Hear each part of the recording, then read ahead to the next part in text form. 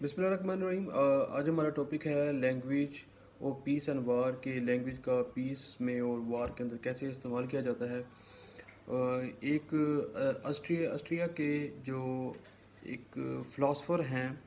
ठीक है, उनका जो लिंग्विस्टिक के फ़िलासफ़र हैं उनका ये जो उनका नाम ये है कि वर्टिंगस्टाइन का कहना है कि जो लफ्ज़ है इसका जो ज़ुबान में मायनी इसका इस्तेमाल है, इसके अंदरूनी मायने कोई नहीं होते, और अगर हम ये कहें कि सियाक व सबाक से इसके मानी जो उनसे हैं वो अखज़ किए जाते हैं। अब इसके अंदर आई रिचर्ड के मुताबिक वो कहता है कि अगर जो कम्युनिकेशन जो उनसे तब पैदा होती है जब एक एक जहन जो उनसा है वो अपने माहौल में यानी कि ऐसा माहौल पैदा करता है जो उस माहौल का जो असर है वो दूसरे जहन वाले यानी कोई भी शख्स है उसके जहन पर उसको वो उस पर मुतासिर होता है, और फिर जो दूसरा वाला जहन है वो उसको एक ऐसा तजर्बा मिलता है, ठीक है, वो या उसका ऐसे तजर्बे से गुजरता है जो पहले वाले जहन के तजर्बे से मिलता जुलता है। अब बताया जाता है कि ज़ुबान एक बेजान चीज़ नहीं है जिसका हम मुताला बेजान चीज़ से किया जाए। ज़ुबान का बड़ा अमल दखल है। आपके ये कल्चर के ऊपर भी इफ़ेक्ट करता है, आपके इन्वायरमेंट पर भी इफ़ेक्ट करता है, आपकी पॉलिटिक्स पर भी इफ़ेक्ट करता है,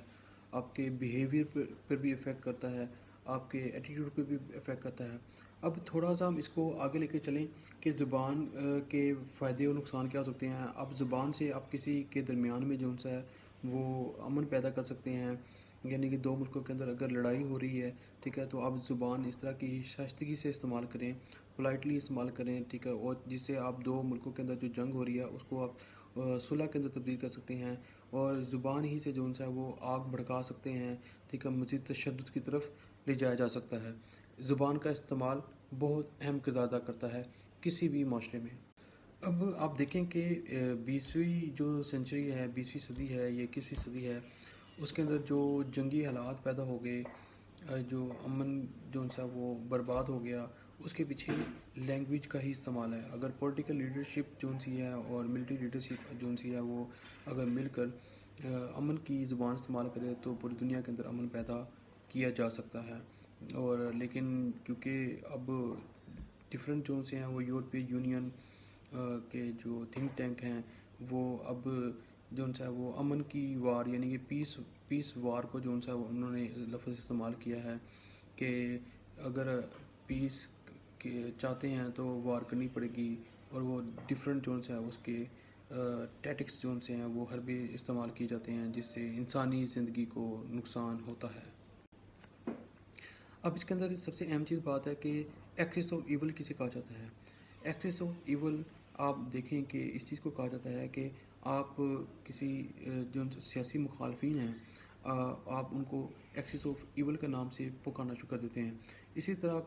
कोलेट्रल डैमेज जो है वो जो शहरियों की हलाकत हो रही है उसको कोलेट्रल डैमेज कहा जाता है, और जंग को अपने डिफेंस के तौर पर इस्तेमाल किया जाता है कि जी ये हम अपनी बका के लिए ये काम कर रहे हैं, और हालांकि ऐसा काम नहीं होता और ये सारा कुछ हो रहा है। इसकी सबसे बड़ी एग्जांपल ये है कि जब कोल्ड वार थी उसके अंदर जो अमेरिकन थे उन्होंने इस जंग को चैम्पियन ऑफ फ्रीडम का नाम दिया अपने लिए, और जो सोवियत यूनियन थी उसको उन्होंने ईवल एम्पायर का नाम दिया। तो ये ज़ुबान का बड़ा अमल दखल है किसी भी पीस और वार के लिए और किसी को अच्छा और बुरा बनाने के लिए।